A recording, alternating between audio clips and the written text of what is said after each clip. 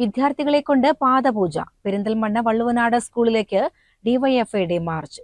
DYFI സംസ്ഥാന committee അംഗം KP Aneesh ഉദ്ഘാടനം ചെയ്തു.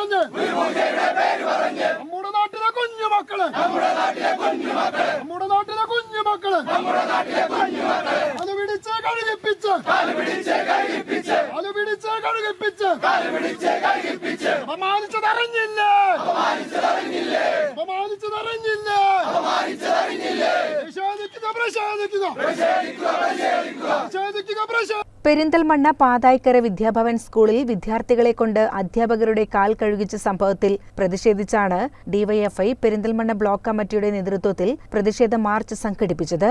വിദ്യാഭ്യാസത്തിലൂടെ ലഭിക്കേണ്ട ജനാധിപത്യ ബോധത്തിന്റെ അഭാവമാണ് ഗുരുപൂജ പോലെയുള്ള ആചാരങ്ങളിലൂടെ പുറത്തുവരുന്നത്.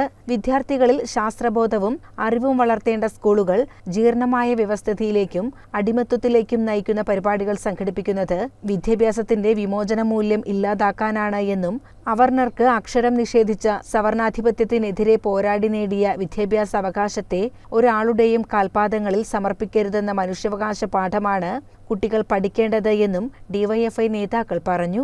സ്കൂളിലേക്ക് സമരം നടത്തി വിദ്യാർത്ഥികളെ ദ്രോഹിക്കുന്ന നിലപാട് RSSനെ പോലെ ഡിവൈഎഫ്ഐക്കില്ല. ഞങ്ങളാരെയും കാല് കഴിക്കാനോ പൂജ നടത്താനോ ഒരു വിദ്യാർത്ഥികളെ ഞങ്ങൾ ശ്രമിക്കാറില്ല. അതുകൊണ്ട് തന്നെ വിദ്യാർത്ഥികളുടെ പഠനാന്തരീക്ഷത്തിനെ തകർത്തുകൊണ്ട് ഈ സമരം നടത്താൻ ഞങ്ങൾക്ക് താല്പര്യമില്ല.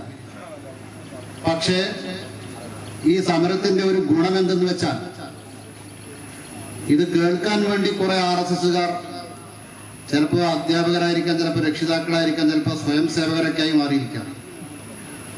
ഏതായാലും അങ്ങനെ ഒരു 10-100 ആളുകൾ ഇവിടെ വന്നതുകൊണ്ട് ഞങ്ങൾ എന്താണ് പറയുന്നതെന്നും നിങ്ങൾ എന്താണ് ചെയ്തതെന്നും മനസ്സിലാക്കാനുള്ള ഒരു അവസരം നിങ്ങൾക്ക് കിട്ടിയതിൽ ഈ സമരത്തിന്റെ വലിയൊരു വിജയമായി ഞങ്ങൾ കാണുന്നു.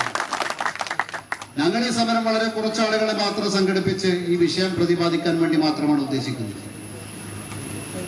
RSSകാരനോട് മൽപ്പിടുത്തം നടത്തിയിട്ടോ അല്ലെങ്കിൽ RSSകാരന് വേറെ എന്തെങ്കിലും ദേവോദ്രവം ചെയ്താലോ അവന്റെ ബുദ്ധി മാറുമെന്ന് ഞങ്ങൾക്ക് തോന്നുന്നില്ല. കാരണം ജന്മനാ ബുദ്ധി ഇല്ലാത്തവരാണ് RSS ആയി ജനിക്കുന്നതും വളരുന്നതും പഠിക്കുന്നതും.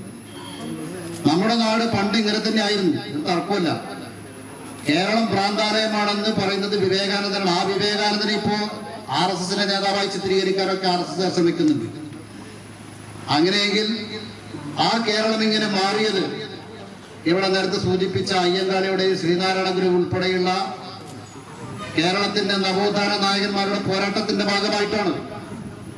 ഇപ്പൊ ഈ കഴിഞ്ഞ ജൂലൈ മാസം 10-ാം തീയതി ഇവിടെ സൂചിപ്പിച്ചു, ഈ പെരിന്തൽമണ്ണ വിദ്യാഭവൻ ഉൾപ്പെടെ വിദ്യാനികേതൻ ഉൾപ്പെടെയുള്ള കേരളത്തിലെ RSSകാർ നേതൃത്വം കൊടുക്കുന്ന സ്കൂളുകളിൽ വിദ്യാർത്ഥികളെ അധ്യാപകരുടെ കാൽ കഴിയിപ്പിച്ചു.